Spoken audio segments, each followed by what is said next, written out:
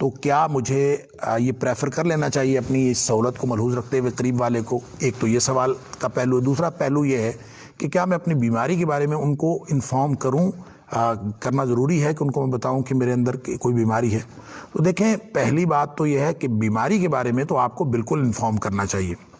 دیکھیں، بیمار کوئی شخص تندرست بھی ہو اور شادی کرے اور پھر بھی بیمار ہو سکتا ہے، یہ ان لوگوں کو سمجھنا چاہیے جن لوگوں کے ساتھ آپ اپنی نسبت کرنے جا رہے ہیں۔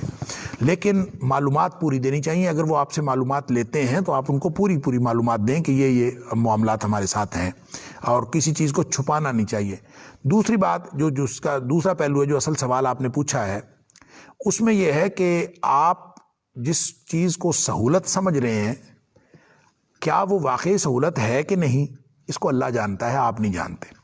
اور ہو سکتا ہے کہ جو آپ کے خیال میں سہولت کا پہلو ہے، کل کلاں اسی میں سے دقت اور تکلیف کے پہلو نکل آئیں۔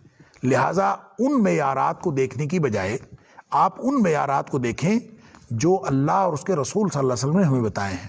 نبی اکرم صلی اللہ علیہ وسلم نے خاتون کے بارے میں فرمایا ہے کہ 4 وجوہات کی بنیاد پر اس سے شادی کی جاتی ہے۔ اسی کو آپ قیاس کر لیں مرد کے حوالے سے۔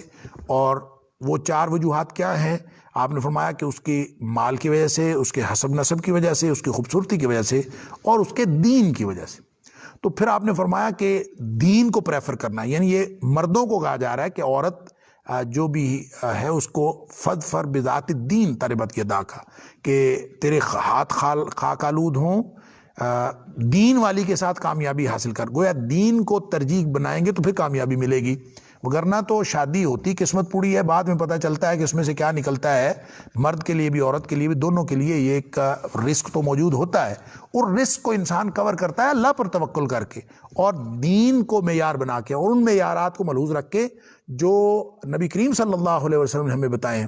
اسی طرح اس کے اپوزٹ ایک اور جو حدیث ہے کہ نبی کریم صلی اللہ علیہ وسلم نے فرمایا کہ اگر تمہارے پاس کوئی ایسا رشتہ آئے جس کے دین اور اخلاق سے تم مطمئن ہو، ممن تردون دینہ و خلقہ، جس کے دین اور اخلاق سے، صرف 2 باتیں ہیں، دین اور اخلاق سے آپ مطمئن ہوں، تو نبی کریم صلی اللہ علیہ وسلم نے فرمایا اس سے رشتہ کر دو۔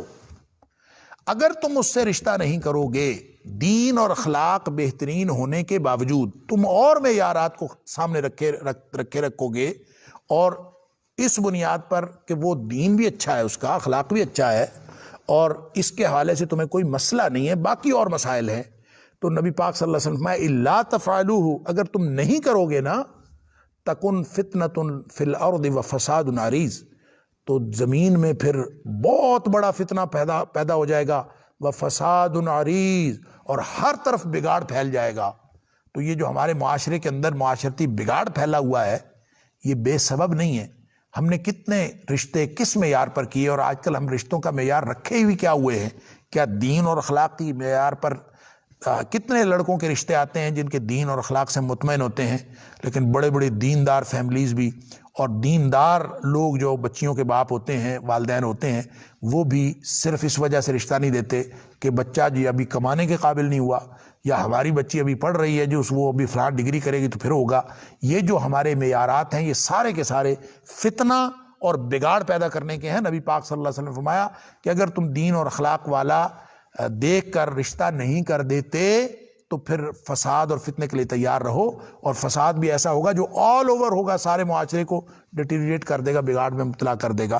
اس لیے آپ کے سوال کا جو جواب ہے اس حدیث کے اندر موجود ہے کہ آپ خود کہہ رہے ہیں کہ وہ آدمی جو دور ہے وہ دین کے اعتبار سے، اخلاق کے اعتبار سے، کردار کے اعتبار سے بہت اچھا ہے، تو نبی کریم صلی اللہ علیہ وسلم نے تو یہی معیار دیا ہے۔ اگر اس معیار پر کریں گے تو انشاءاللہ اس میں خیر ہے، اس میں فضل ہے، اس میں اللہ تعالی رحمت کرے گا، اسی میں خیر ہے۔